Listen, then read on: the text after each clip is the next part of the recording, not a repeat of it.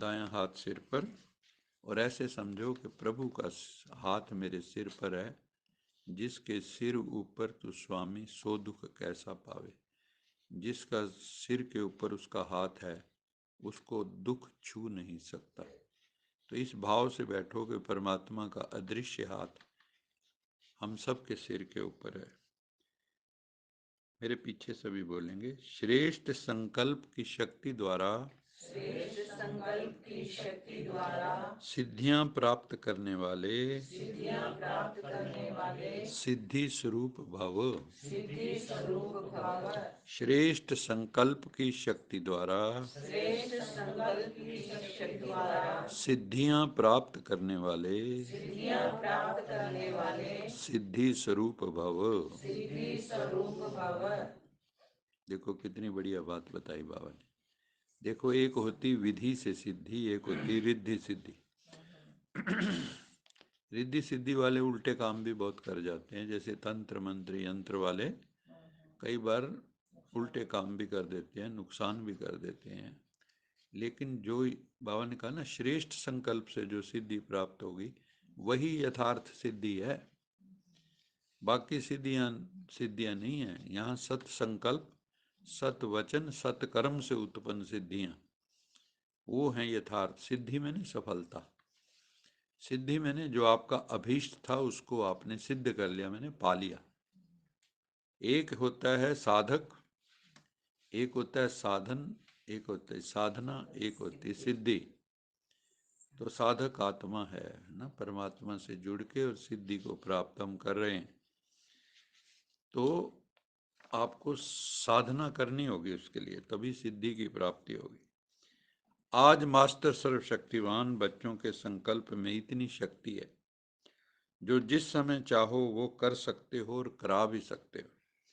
क्योंकि आपका संकल्प कैसा है, हमारा संकल्प या ब्राह्मणों का संकल्प कैसा होना चाहिए, या ज्ञानी योगियों का संकल्प कैसा होना चाहिए, तपस्वियों का संकल्प कैसा होना चाहिए। सदा शुभ, बाबा कहते हैं सदा शब्द याद रखो।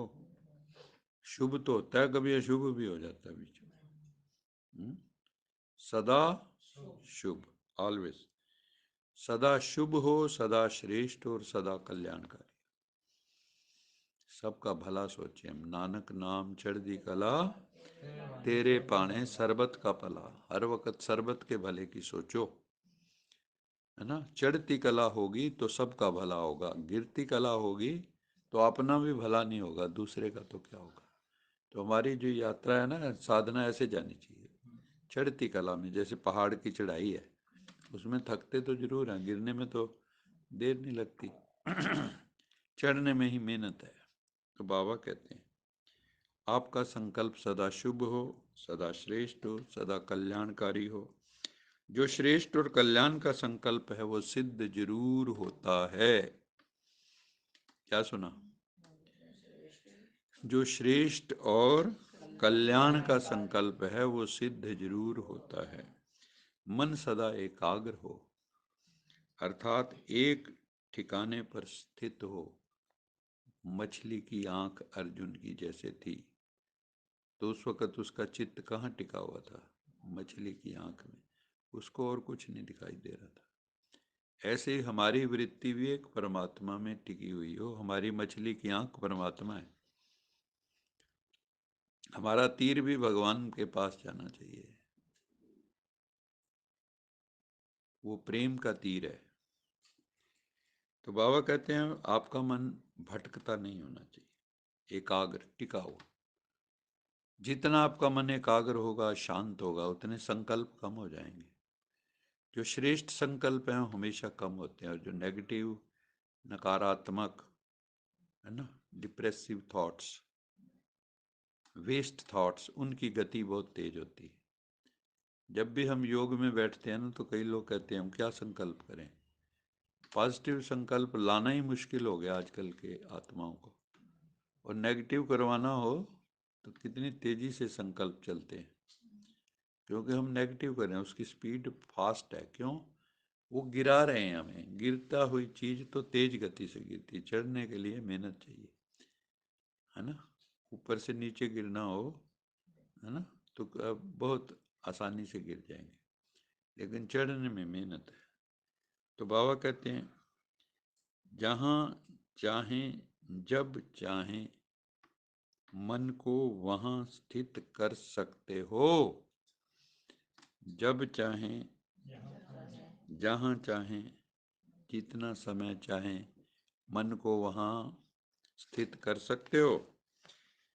इससे सिद्धि स्वरूप स्वतः बन जाते हैं। जो अपने मन के ऊपर राज करने लगता है, उसको जो ऑर्डर देता है वैसा वो चलता है, तो फिर उसकी मौज बन जाती है। उसकी वाणी में शक्ति आ जाती है, उसके संकल्पों में शक्ति आ जाती है, उसके कर्म में शक्ति, उसके संबंधों में शक्ति आ जाती है, उसके संपर्क संबंध भी अच्छी आत्माओं से होंगे। चलो स्लोगन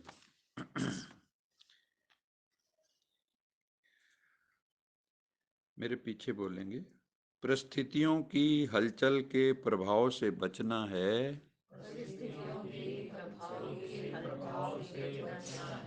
चलो चलो तोड़ के बोलता हूँ। परिस्थितियों की हलचल के प्रभाव से बचना है, तो विदेही स्थिति में रहने का अभ्यास करो। परिस्थितियों की हलचल के प्रभाव से अगर बचना है, तो विदेही स्थिति में रहने का अभ्यास करो। आगे समझे, विदेही मैंने अशरीरी। जैसे हम आए थे परम धाम से, ये शरीर भी नहीं लेके आए थे, ये भी यहाँ प्रकृति का बना हुआ मिला हमें। तो हम अब जो है प्रैक्टिस होनी चाहिए कि हम इस शरीर से सहज भाव से अलग हो सकें, और जितना समय चाहें हम जिस स्थिति में चाहें वैसे स्थित हो सकें। यही योग की सिद्धि है। तो बाबा कहता है फिर परिस्थितियों की हलचल आपको हलचल नहीं लगेगी, फिर अंगद के समान आपकी स्थिति हो जाएगी, जिसने पूरे रावण के दरबार में जाके पैर जमा दिया था और कोई उसका कुछ बिगाड़ नहीं सका था। तो ऐसे अंगद समान हमारी स्थिति बन जाएगी। क्योंकि अंगद क्यों नहीं उसका पैर कोई उठा सका? क्योंकि उसके पीछे राम की शक्ति थी। ऐसे ही जब हमारे पीछे भगवान की शक्ति होगी, तो हमारे संकल्पों के पैर को भी कोई हिला नहीं सकता। अच्छा मीठे मीठे सिखिल दे बच्चों प्रति मात पिता बाप दादा याद प्यार गुड मॉर्निंग। आपकी रूहानी बच्चों को हम रूहानी बच्चों की रूहानी मात पिता बाप दादा याद प्यार गुड मॉर्निंग गुड नाइट और नमस्ते। सदा रहो हंसते, कहीं नहीं फंसते, बन जाओ रिश्ते, बांध लो अपने बस्ते, चलो प्रभु के रास्ते। वाहेगुरु जी का खालसा, वाहेगुरु जी की फतेह। बोल साचे दरबार की जय। लोका समस्ता सुखिनो भवन्तु। लोका समस्ता सुखिनो भवन्तु। लोका समस्ता सुखिनो भवन्तु। ओम